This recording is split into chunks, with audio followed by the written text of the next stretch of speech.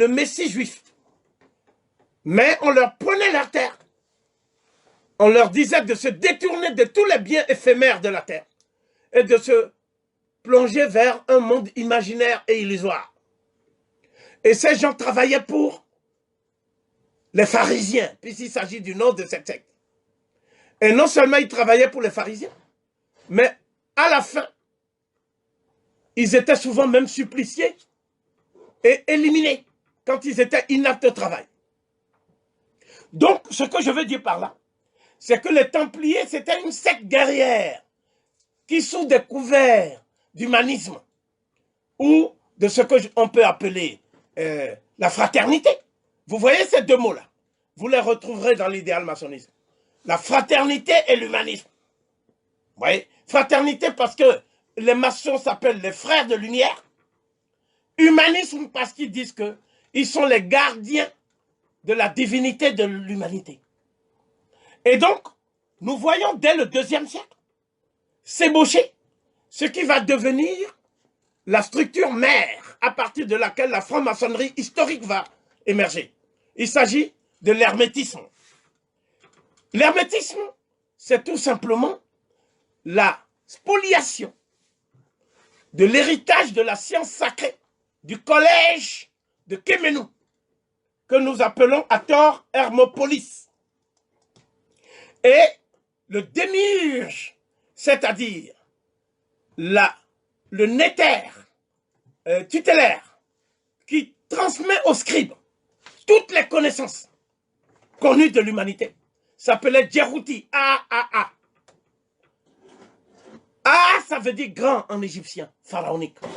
Donc, cette triptyque veut dire qu'il était grand au sens où il s'est levé du stade de l'animalité vers le stade de la divinité. C'est l'élévation, la transcendance. C'est le caractère transcendantal du message de Djerouti. Il y avait la grandeur au sens de l'abondance. C'est-à-dire que la nourriture spirituelle de Djerouti était une nourriture semblable à une mer, à la mer, à un océan. On ne peut pas avoir soif au point d'engloutir tout l'océan. Voilà pourquoi les Lamentins vont boire à la source. Mais chacun boit ce qu'il peut boire. Mais on ne peut pas tout engloutir. Voilà pourquoi le savoir est inépuisable. Et personne ne peut dire qu'il détient la totalité du savoir dans toute la mesure du possible. Enfin, il était grand dans le sens de la grandeur d'âme, la grandeur de son cœur, la pureté de son cœur, qu'on appelle Ib en pharaonique. Quand on dit Dar Ib, ça veut dire purifie ton cœur. Donc l'être qui a le cœur purifié, il a beau ne pas avoir d'argent, il a beau ne pas avoir de biens matériels, il est assuré d'être dans ce qu'on appelle les secrets et les desseins de la providence d'Amon-Ré. Et c'était ça le secret du bonheur chez les Noirs. Ce que l'institution maçonnique va détourner à travers un texte que je vais révéler samedi, qui s'appelle le Corpus Hermeticum. C'est à partir de ce texte, le Corpus Hermeticum, que l'idéal maçonnique est apparu. Il ressort donc de cette brève tentative d'éclairage que le Corpus Hermeticum est à l'opposé des valeurs enseignées par la science sacrée de Kémenou. Et c'est seulement après la destruction du temple, le dernier temple de Philae, par l'empereur Justinien et les croisés qui venaient avec lui de Byzance. C'était un empereur byzantin. C'est seulement à partir de ce moment-là que l'hermétisme va se propager en Égypte même pour détruire les valeurs de l'Égypte.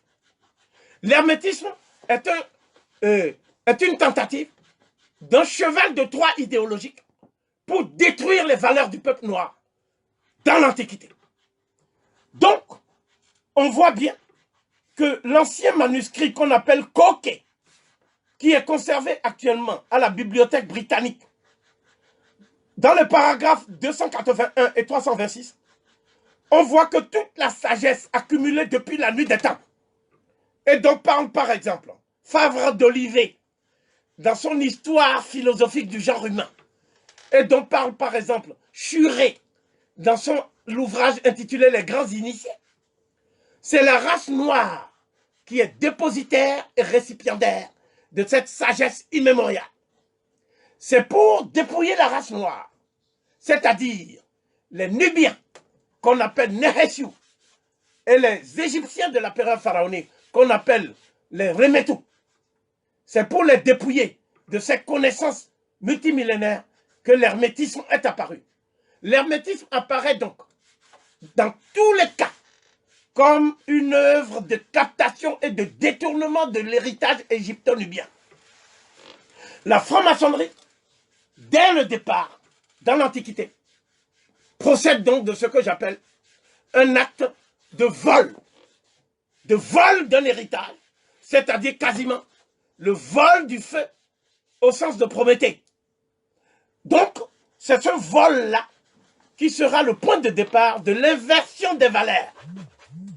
C'est parce que le monde a renoncé aux valeurs spirituelles du peuple noir, telles que c'était enseigné dans le collège de la science sacrée de Kemenou, pour embrasser les valeurs de l'hermétisme, les valeurs du judaïsme, que le monde a basculé dans ce que j'appelle la barbarie planétaire. Lorsque le professeur Cheikh Anta Diop parle de civilisation ou barbarie, il nous met face à une dichotomie, un choix qui est presque un choix de vie. Est-ce que vous voulez la barbarie planétaire? C'est cette barbarie qui a commencé depuis Assurbanipal et l'agression des Assyriens face à la ville mégapole de Wasset, qu'on appelle Thèbes. Mais on a attaqué aussi Méroé. Et ce sont des habitants de Méroé qui sont partis fonder la ville de Maroua, au Cameroun, ou d'autres cités, des royaumes comme Maroua. Donc, les Marois, il y en a au Tchad. Des Marois, il y en a en Centrafrique. Donc, ce sont des toponymes qui viennent de Méroé. Et c'est donc l'éclipse, le déclin, la régression de la civilisation négro-africaine qui a permis aux valeurs antimatiques de s'imposer partout dans le monde.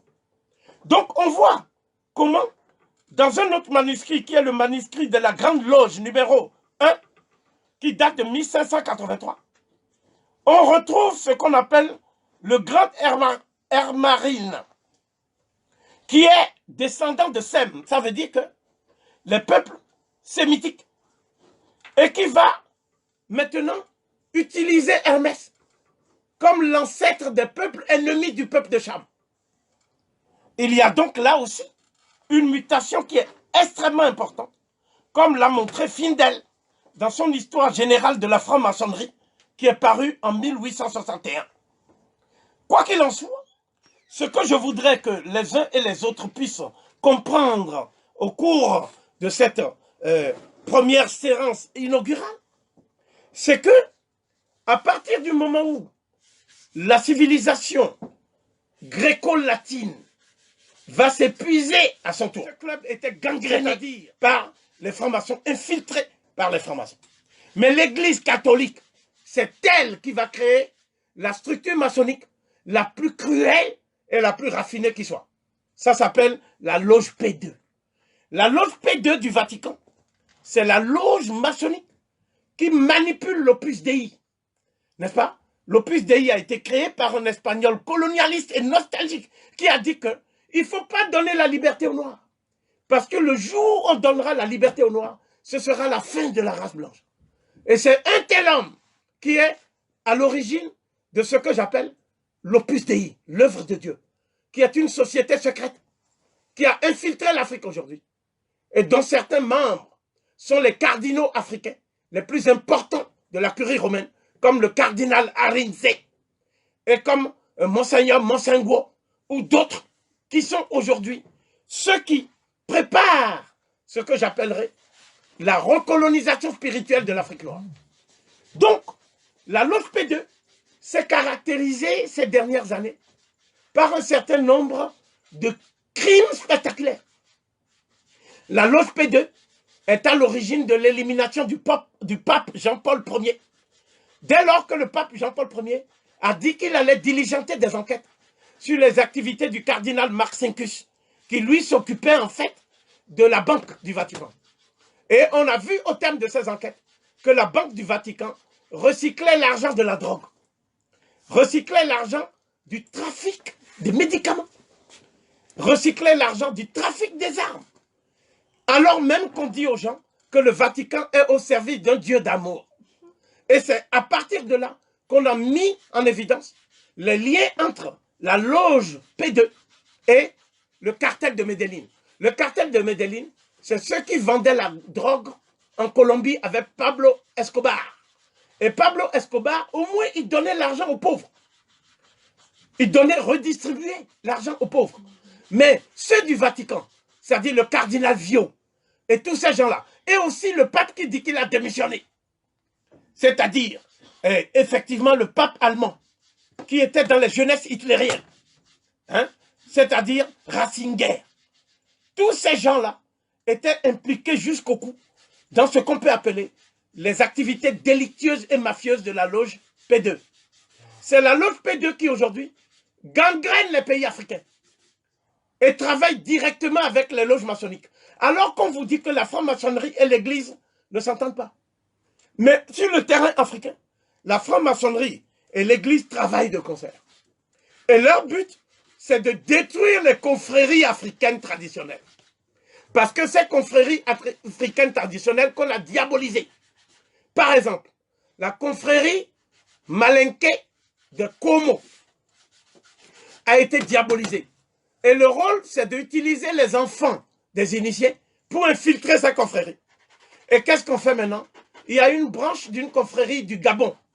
Et cette confrérie a été initiée par les pygmées, qui ont donné ensuite ces connaissances scientifiques, médicinales, dont parle le doyen Victor Bissengue dans ses travaux sur les pygmées Aka.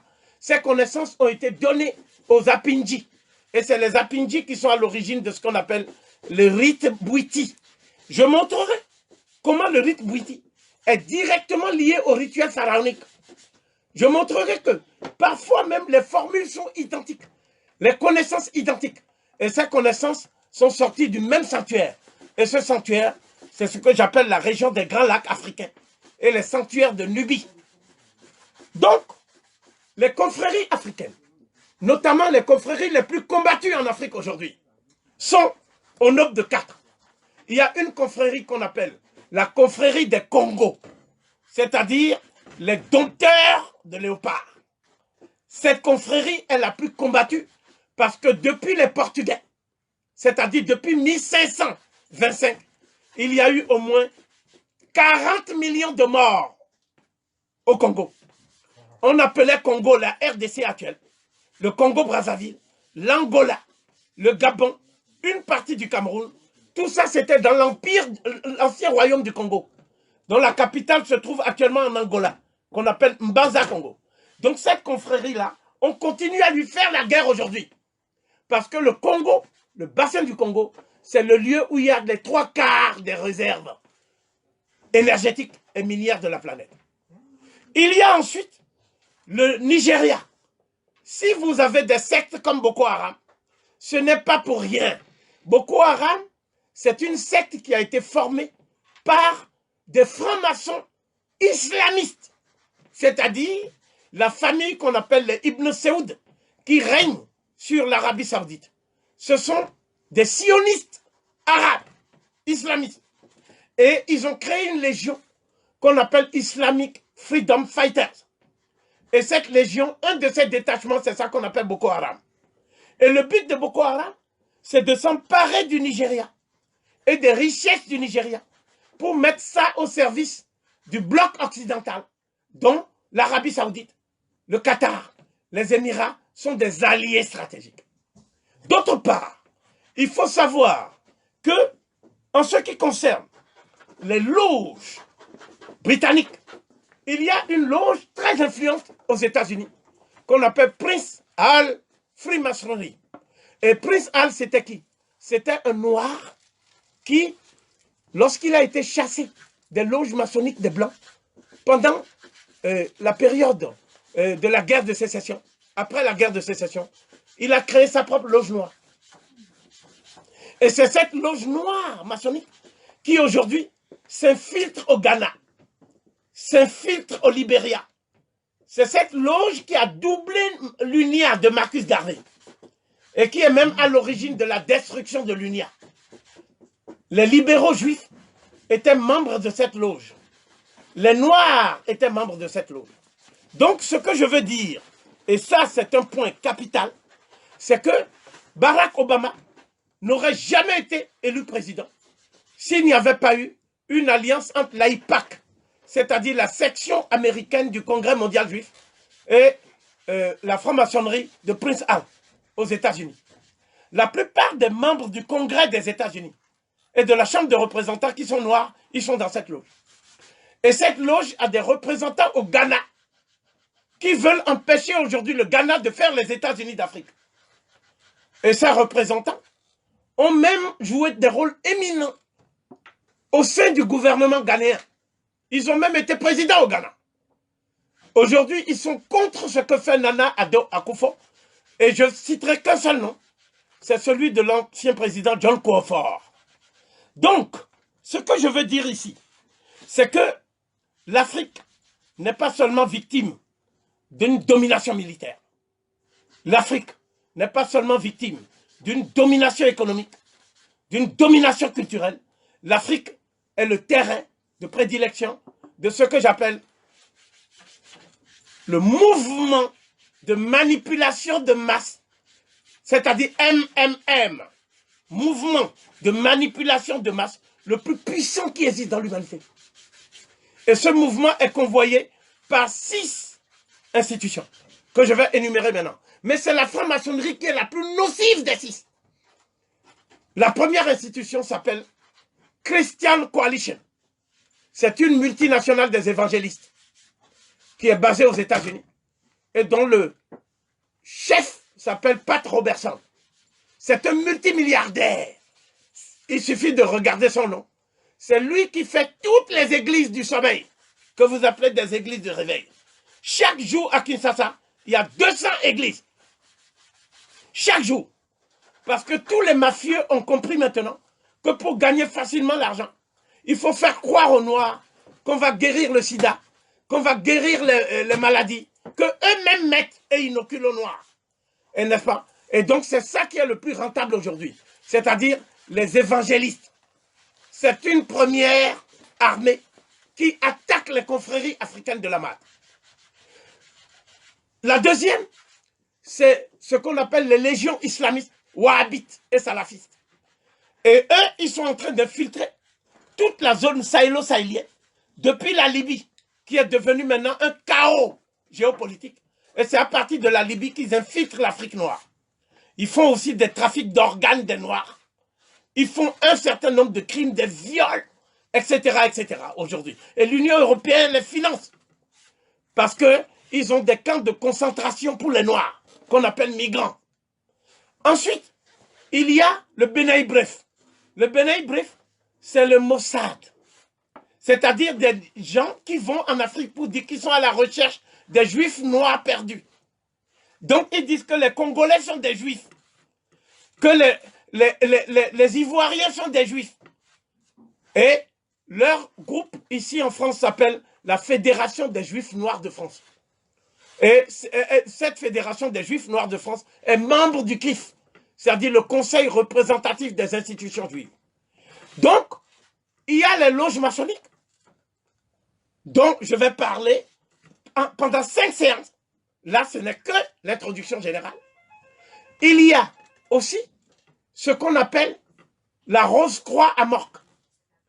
La Rose-Croix à Morque, c'est encore une autre obédience qui a été fondée par les gens qui ont volé les connaissances des Coptes, qu'on appelle les gnostiques. Ces gens-là, depuis l'Antiquité tardive, ils ont volé les connaissances des Coptes. Et leur grand maître, qui s'appelle le grand maître Bernard, est l'ami personnel de Paul Biya. Et il va chercher des valises de billets au Cameroun chaque fois qu'il a envie d'aller. Donc, au Cameroun, aujourd'hui, le gouvernement camerounais est allié de ces loges. J'attire votre attention sur le fait que ces loges aussi pratiquent l'homosexualité et un certain nombre de déviations sexuelles qu'ils veulent imposer à l'Afrique au nom de la lutte contre l'homophobie. Et ils disent que si les pays africains n'acceptent pas de faire des gay pride et de faire un certain nombre de parades diaboliques, eh bien, ils n'auront plus d'argent. On ne va plus donner d'argent aux pays africains. C'est pour ça que le Ghana a dit il n'y a pas de promotion de la gay pride au Ghana. Et le Ghana n'a pas d'argent à prendre auprès du FMI et de la Banque mondiale. Le Ghana est le premier pays africain de l'Afrique subsaharienne qui refuse l'aide et les crédits du FMI et de la Banque mondiale. De manière à ce qu'on puisse appliquer nos propres valeurs de civilisation, qui sont les valeurs qui ont présidé à l'aube de l'humanité. Enfin, il existe aussi des groupes que vous n'avez pas aujourd'hui. Vous ne faites pas attention à ces groupes. Mais ces groupes existent. Ces groupes procèdent de la manipulation mentale. On les appelle comment? Les coachs du développement personnel. Quand vous allez dans les rayons de la FNAC, vous voyez beaucoup de livres qui parlent du développement personnel. Vous voyez? Et ces livres sont achetés par les Noirs. Et les Noirs, non seulement ils achètent des livres, mais ils vont fréquenter des gourous. Donc des leucodermes qui eux-mêmes sont des névrosés, qui prétendent équilibrer psychologiquement les Noirs qui sont en train de détruire mentalement et moralement. Donc, tous ces groupes-là sont en train de se battre aujourd'hui contre les confréries africaines. Il y a, après la confrérie des docteurs de Léopard, il y a la confrérie des Ogboni du Nigeria, la confrérie d'Ile-Ife, une des plus puissantes de l'Afrique noire. C'est cette confrérie qui est en train de se battre contre Boko Haram et qui a presque vaincu aujourd'hui Boko Haram. Il y a ensuite la confrérie des docteurs de Lyon. Ça, c'est plutôt ce que faisaient les empereurs d'Éthiopie. Parce qu'on voit Ménélique II avec des lions. Oh, il marche avec des lions. Il parle au lion. Il demande au lion de se coucher. Le lion se couche. Il dit au lion de se lever, le lion se lève. Donc, cette puissance, cette emprise sur le monde animal, sur le monde végétal, sur le monde minéral et sur le monde astral,